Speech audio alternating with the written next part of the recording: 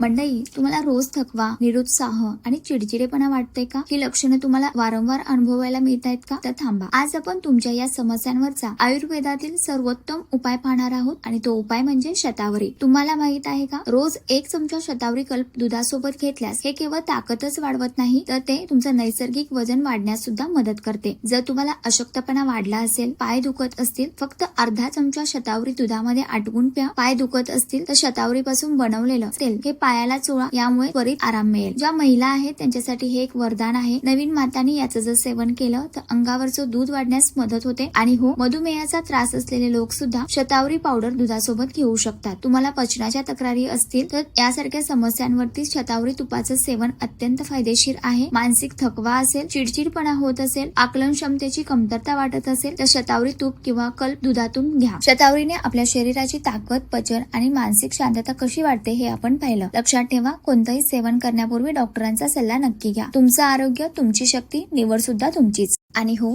या व्हिडिओमध्ये उल्लेख केलेले शतावरी तूप, नारायण तेल आणि उत्कृष्ट शतावरी कल्प जर तुम्हाला विकत घ्यायचं असेल तर मी तुमच्या सोयीसाठी खाली डिस्क्रिप्शन बॉक्समध्ये प्रमाणित आणि उच्च गुणवत्तेच्या प्रोडक्ट्सच्या थेट लिंक्स दिलेल्या आहेत.